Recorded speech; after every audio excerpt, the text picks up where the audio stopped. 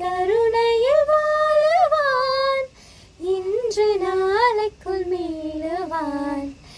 எனது பெண்மையை ஆளுவான், என்னை மீண்டும் தீண்டும் போது காதல் தேவன் இருமுறை முதல் இரவுகள் தருவான்.